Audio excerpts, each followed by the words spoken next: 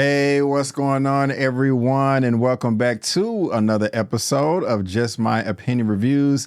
Guys, we are talking The Penguin, Season 1, Episode 4, titled Sentani. Sophia confronts her past in Arkham State Hospital and makes plans for her future. Guys, we want to let you know that this is going to be a spoiler-filled recap. Me and my guest over here are going to spoil this episode up, down, left, right, in, and out, as if you've already seen it. That is your warning. Lamont, Get a Life Games. How you doing, sir? How you doing? Sir.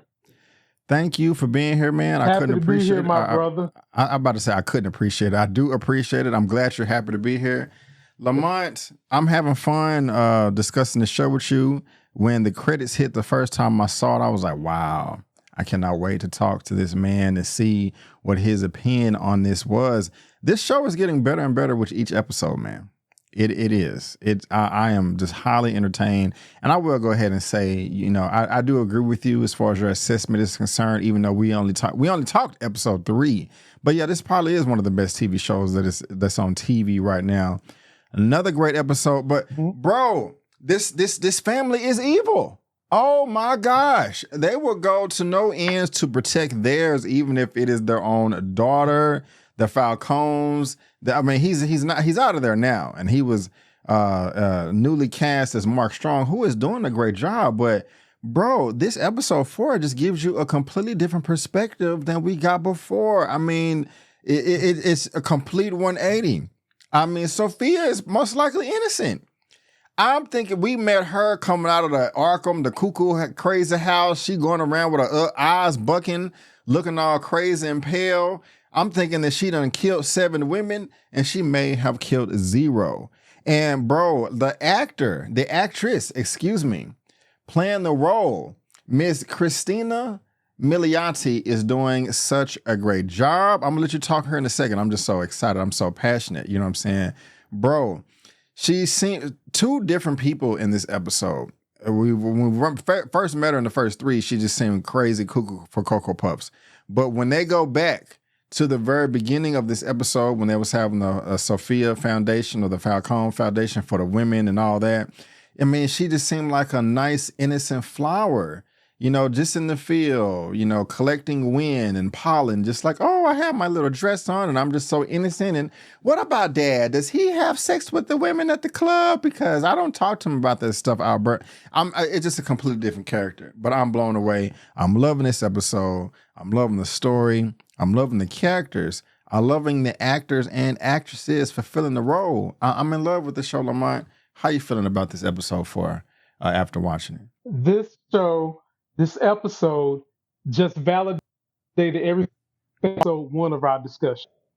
I told you from episode 1, this was going to be one of the best shows of the year. And it continues to deliver episode. It gets better and better. And Kristen Milioti, if I'm saying her name correctly, sis, you are still in the show. You deserve an Emmy. Even though this is supposed to be about Penguin, you are the attraction to the show.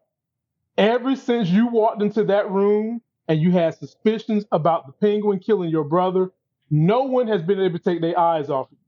And now that we know your backstory, now that we know that you weren't born crazy, you didn't come out your mama womb crazy, you was driven crazy by the male patriarchy in the family and by people that wanted to get rid of you because you seen something tragic happen to one of the people that was your parents. Shouts out to this young lady. I am now rooting for her, even though I know she's on a collision course with the Penguin. Yeah, man. I'm rooting for her too. I am, and I feel really, really sorry for her as well, because I mean, she was just tormented in this episode, and she definitely didn't deserve it. I mean, I love the way the episode 3 ended, you know, with this perspective of Vic and him trying, going to go save the day. But now we get the complete opposite perspective from Sophia's point of view. And, you know, Oz, Penguin, always getting caught with his hand in the cookie jar. And for some reason, He is always able to weasel himself out of a situation. And I like that about his character. I mean, he's just trying to survive, but at the same time, I don't like it. I hate it, because I'm just like, you're a weasel, when this show, this IP is, of course, centered on Batman. Penguin is usually the villain.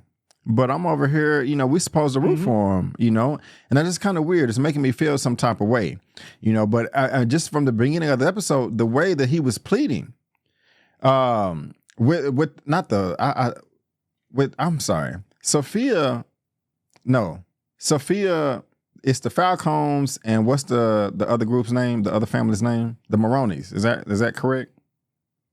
The Maroni. Okay. Maroni. Yeah. Yeah. When the Penguin was pleading with the Maroni woman, it's like, oh my God, don't listen to Sophia. I was trying to get the drugs for you. You know what I'm saying? I was just like, man, like the acting coming from Penguin, from Colin Farrell, that was just stellar right there. Seeing all the sweat come down his face, the spit coming out of his mouth.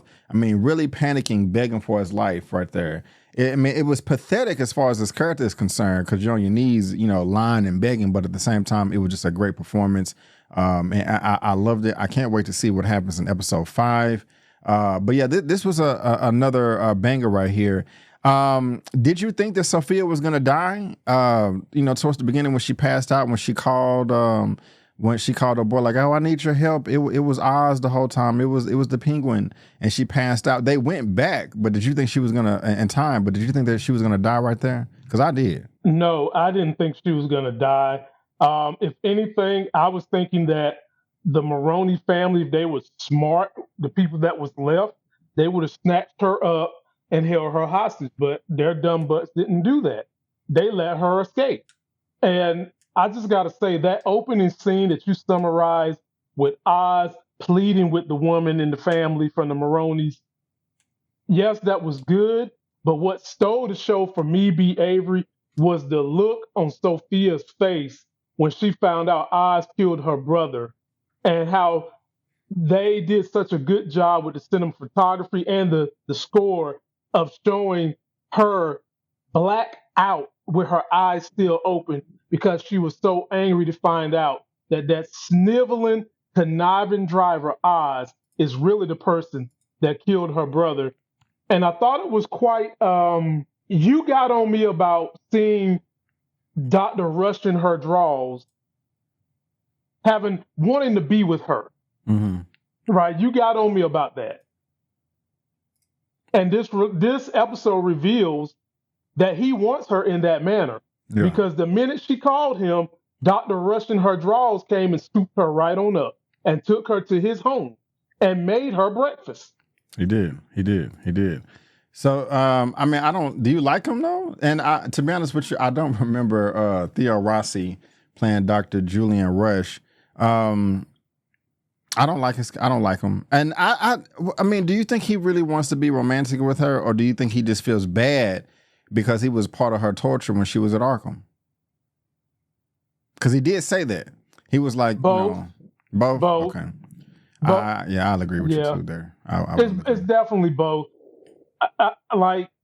Because when the torture was going on with her, he actually, a part of him believed that she didn't do any of those things. And when you're in that profession, you're not supposed to believe, and you're supposed to just do your damn job. Yeah. But he got sweet on her to the point where, like I said, that freaky deaky break her out of her session that we seen in like episode 1 or 2, mm-hmm. where he rubbing faces and shit with her to try to get her to snap out. No, the way they do that kind of therapy, they don't do that. He is enthralled by this woman. And did you see the way he was hoping she was going to lay that big kiss on him at the very end of this episode? Yeah. And I hate to say this, B. Avery, but Dr. Rush in her draws, he's going to be collateral damage. Sorry. Oh. I don't even know why you say you hate to say it, but that seemed like a dang near foregone conclusion to me. What's surprising me is, man, the fact that she was like, before I even said that, bro, 10 years in Arkham, bro. Jesus Christ. And you ain't do nothing wrong. It's some evil mother effers. You ain't do nothing wrong. Right. And not only that, bro, it's a crazy house. It's not your typical prison. It's a crazy house where they're doing shock therapy and all, and Lord knows what. And you didn't, like you said, bro, she didn't do nothing. Yeah. I mean, the fact that, I mean, we know this, that even in regular prisons, there's corruption. But they were just like, oh, let's go over here and set you up with another inmate and give her a fork, hoping that you would hurt her so we can have an excuse to do all these damn experiments. She ended up hurting the other inmate, ended up hurting herself, and they still locked her up and did the therapy. I mean, didn't even have her chained and nothing like that. Just let her get her ass beat. I mean, this is crazy, man. It really breaks my heart when I was watching this and just in general, because I know that this happens in real life to some degree when people are just tortured and tormented for no damn reason, and there's nothing that anybody can do or wants to do or willing to do. Right. I mean, they're just behind closed bars getting their ass beat every day, and the key is thrown away. And some of these people will never see the light of day. And it's just awful, man. Right. How did you feel about that? This show is hard R, very violent. I was kind of squeamish when the inmate started stabbing herself in the neck, and also when she, I thought that was poison ivy, but when she beat her over she kept slamming her head into the table. But yeah, how you feeling about all that, man? What's your commentary there? The prison scene was it was something, man. It was a trip. I thought that the prisoner that stabbed herself, I thought they was going to try to turn her into poison ivy, but it wasn't. And I thought it was pretty gruesome that they let that prisoner beat her up to have an excuse to say Sophie wanted revenge. Sophie told us that probably everybody in that prison except for Julian Rush is under the payment of her dad. Yeah. We know the dad had police that was bought. The dad is the reason Sophie is in prison. And I hate to say this, but I do believe the brother knows more than what he let us know. I do believe he knows more about why Sophie was in jail and her being there than what he's letting us believe. And really? I like the way they sprinkled in Magpie. And for some, yeah, I like that. I just didn't like that they killed her so quick. But I mean, she popped up in, I think it was Batman, Man of Steel or Batman, one of them, 1986. And basically, she's a nutball. She finds sharp objects and she likes to turn them into booby traps. That's her thing in the comic books. I thought she played a great role of being crazy. At first, I thought that maybe they was going to try to turn that character into like a Harley Quinn type character. Mm-hmm. And then all of a sudden, Sophie had enough. And B, anybody would have been so broken that they would have done something like what she did when she beat that girl brains in and we saw that white meat hit flow. Yeah. By that point in time, the fix was in. The brother done came and told her that they have declared her crazy. It ain't going to be no trial. She has seen the way the decks was stacked in prison. The only friend she had in prison looking out for her was Dr. Julian Rush. And he was looking out for her because he wanted to get in them draws. Mm-hmm. And he also felt that she was innocent. Mm-hmm. He felt both. And she had enough, and she took out that loudmouth, fake-ass Harley Quinn Magpie, killed her mama because the mama called her Margaret. She had enough. That was her breaking point, and that's what she did. But all that just made me more entrenched in the character that is Sophie. I'll give you that, man. And her plight. Is Dr. Steal the Draws, is that what his name is, Steal the Draws, Getting the Draws? I forgot what's the name again? I'm calling him Dr. Rush in her draws. Dr. Rush in her draws. Is he going to get the draws eventually? Do you think so? Is Sophie no? Okay. I don't think so. I'm just being silly. Ladies and gentlemen, let us know. He's never going to. Yeah. Do you think if he's going to get the draws? Lamont, man, how do you live a normal life? And I guess you don't.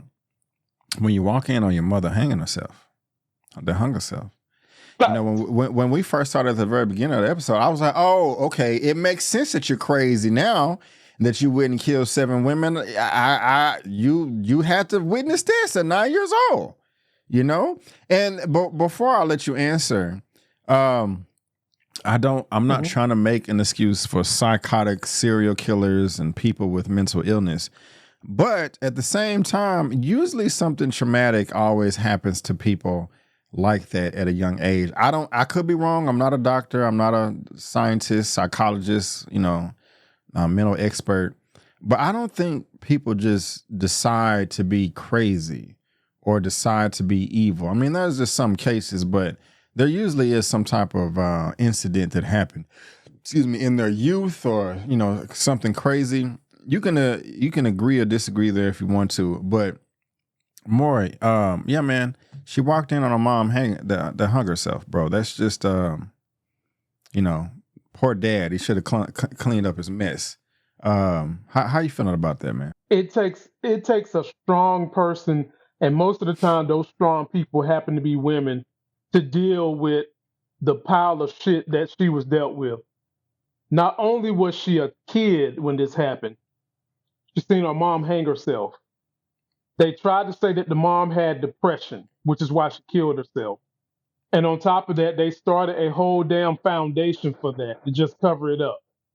Then Sophie uncovers that there's issues with prostitute and the club, knowing that they lie and cover up for the daddy for what his real job is. And then she's got to be faced with the fact that the brother also knows the ins and outs that is doing. And then Summer Gleason, the reporter, comes snooping around and actually has truth of what's going on with the family. So Sophie has got to deal with all this in an era where no one believed in going to get mental health support, especially not this damn family. That little foundation was a facade. It was nothing but a facade for throwing fucking parties to raise money for mental health, not actually give people the mental health they need. And guess what, B. Avery? If the source of your mental health trauma is in your house, you're never going to get mental health service because the source of the mental health was the daddy all along. As they say, Agatha all along, it was the daddy all along. Yeah, he's a mother effing monster, bro. Like real talk. It wasn't smart. I mean, at the same time, I was gonna say it wasn't smart of Sophie to kind of accuse him and put him in the corner. Like, I know that you killed my mother. You had the scratch marks on your fingers, but I know it was something else. But she probably just couldn't have dreamed in a million years that her own father would turn her into a mental facility for 10 plus years and throw away the key. But that's just the type of life they live, man. That she blames some of that on Oz too. This is true. It is his fault. And she blames some. Yeah. Is it really though? His job was to drive her and oversee what she was doing at the behest of the dad. But, well, I still think he'll hope for it. Because in episodes 1, 2, and 3, is this what she was talking about when it was like, I can't believe what you did to me, you screwed me over? He's like, yeah, I did screw you over. Is this the incident, that they were talking about? This is it. Yeah. Mm-hmm. I mean, is definitely it. And this is the same incident Johnny Vitti was talking about when he got mad and shoved the cell phone down his throat as if he could use his butt for text message. Yeah, you're stupid. You're stupid. Yeah, man.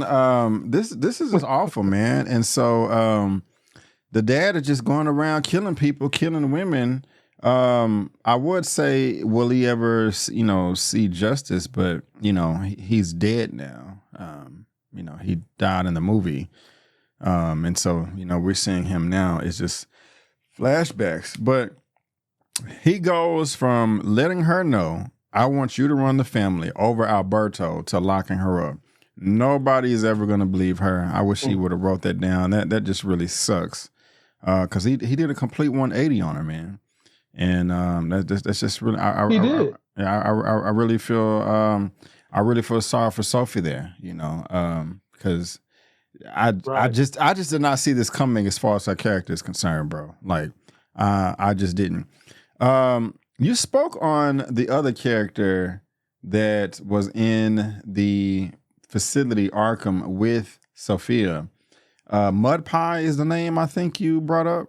Is that it? Magpie.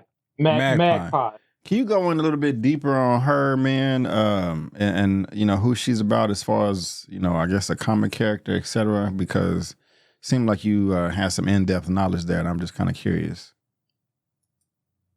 Oh yeah. In the comics, her name is Margaret Pye, and she did really off her mom in the comics for calling her Margaret.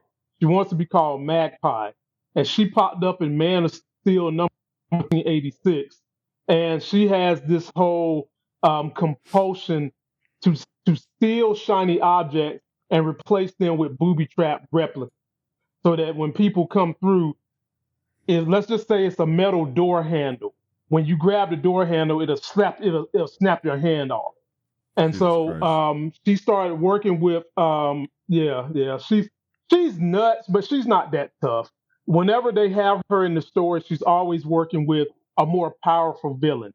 When they're dealing with Superman and Batman, she's kind of, I don't want to say she's a comic relief, but think of her as Harley Quinn working with the Joker. Joker is the bigger of the villain, she's sidekick, and that's how it was with her. Okay, appreciate that, man. And you know, the way they portrayed her in this story as being quirky and nuts like Harley Quinn. Oh yeah, she really is quirky and nuts like Harley Quinn. Yeah. Guys in the chat, in the comment section, Lamont said this earlier. I don't know if I agree with him or not. I want to hear from you. You said that Alberto knew more about what was going on and her being locked up than he let on. I'm not. I don't think so. I could be wrong. But I don't think so. But I gotta watch episode 5 like right now to see what happens, because the way that this episode ended, with her calling out the family, like, I can't believe all you mother effers lied, locked me up for 10 years, wrote letters on my behalf that was BS. And y'all just gonna sit here with your wine and your champagne and your drink as if nothing happened. Like, we just supposed to forget, you know. She's like, I'm starting my own foundation, Centani and all of that. I don't see how there's any way that she can rekindle this relationship. I wouldn't be mad at Sophia if she went guns blazing and killed she kind of did at the end. I'm gonna let you have it though. She poisoned the whole house, Lamont. Except for the little girl. That's good. But yeah. Are they all dead, or are they all just passed out? Oh, they did. She carbon monoxide poisoned everybody. That's why they showed her down there in the basement with the heater. She carbon monoxide poisoned everybody except for Johnny Vitti. That's why she opened his window. And it was just kind of, I don't want to say weird, but it was fitting that she left Johnny Vitti alive, because she know he has a deep-seated hatred for Oz. Obviously, she knows now that the mole in the family is Oz, and she also is probably a little upset that Oz is the reason why her right-hand man that she trusted is dead too. So she let everybody die and kept Johnny Vitti because she knows he's gonna have this real deep-seated hatred toward Penguin, and he's gonna want to help take Penguin out and probably try to ruin some of the deals Penguin has got established. Plus, she needs someone else in the bloodline, a male, because as she said, if you a male and you got a dick, that makes you eligible for a promotion. I would also like to say she should have added white male at that. Right. However, she kept a white man that she can use on her team alive to help her do some things she can't do as a woman. But her being the leader of this organization, B. Avery, is very scary. But there might be some backlash from the folks in Italy that are related to this family. I can't wait, man. This episode focuses mostly on Sophia. What else happened in this episode that you want to get off your chest that you're very passionate about, sir? Something that I haven't. How Dad told Sophie. Okay. I just found it funny that How are you going to, unless he was lying, how was the dad really trying to break tradition by putting her as the head of the organization and then just that quickly turn on her? Because dad clearly saw that Albert was an F up. He Yeah. clearly saw that. He told this girl he was going to break tradition. And the minute that she lets him know that, look, I know you killed mama, but it's okay. I'm okay. He was trying to give the daddy, she was trying to give the daddy an excuse for why he killed mama. And daddy still went and did what he did to her.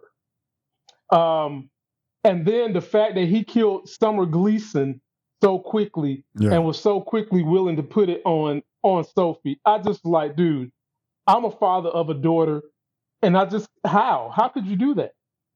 Yeah. How? Like, how could you do that? Yeah. It just bothered me, bro. It just stuck in my craw. And I'm happy the daddy is dead, but I wish we could dig his ass up. Like Sophie said, the minute he died, she was ready to dance on his grave. And now we know why. Yeah. He definitely deserves it. Complete asshole, in my opinion. This is crazy, man. Would you be happy if they continue doing spinoffs and have more of a Batman universe, or the Batman universe in this Elseworld type environment? Would you be cool with that, or you want to, keep it where it's at Bro, right now? no, yes, let's do it. Like, can we get Poison Ivy spinoff? How did she get started? Can we get who are some of the other ones? Can we get Bane? How did he get started? I would love to see all those back. I mean, they are doing this so well. I would love to see some of those backstories too. Yeah, they said that they may. I think I heard a rumor, a whisper that Zoe Kravitz, Selena Kyle, Catwoman, she may have a spinoff of this show too, with the success of Gotham, and Uh, at least she's attractive. At least it's some eye candy. I mean, yeah, man, I guess I should have more faith in WB and HBO because HBO don't put nothing but bangers on their streaming app platform. But I don't want to see Catwoman, man. I ain't But you mad know at you. what? I'm the same guy that didn't want to see Penguin until you said something.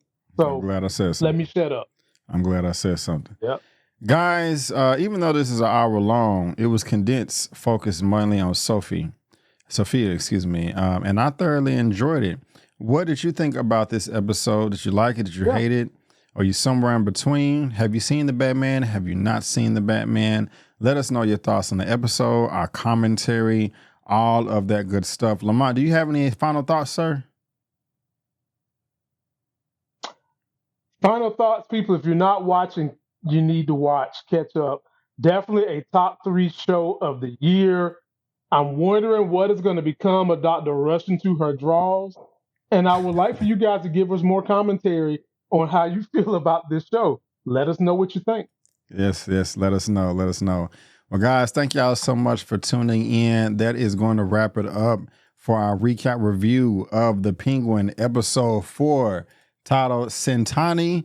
We will be back same time, same place next week, and we cannot wait to see you there. But before we do head out of here, Lamont, why don't you let the good people know what you have going on your lovely channel, Life Gains?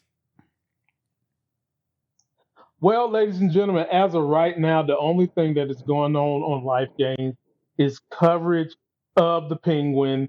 If you want to follow me for the commentary I do on politics and news events, you can go check out my other channel. And the name of that channel is Politics of Being Black in America. There's a tab on my main channel. You can find it. Please go check it out and continue to follow me and B. Avery on this journey to get through Penguin. Yes, sir. What button I click to go to that again? What tab? Video. I would have to give you a link. Okay, I worries. think it's under the thing that says, 3 links. You see that thing that says 3 links right there? Okay, I got you. Okay, yeah, y'all get up here in these 3 links. It's there. Find it. Have a good time. All of that good stuff, guys. Make sure you subscribe to my channel too. Also, let me show y'all something else as well before we head out of here. I thought I Already had it pulled up, but I don't. So, of course, this is my main channel right here. Just my opinion reviews. If we scroll down, you get movie reviews, spoiler movie reviews, series reviews. I talk about the box office numbers each week.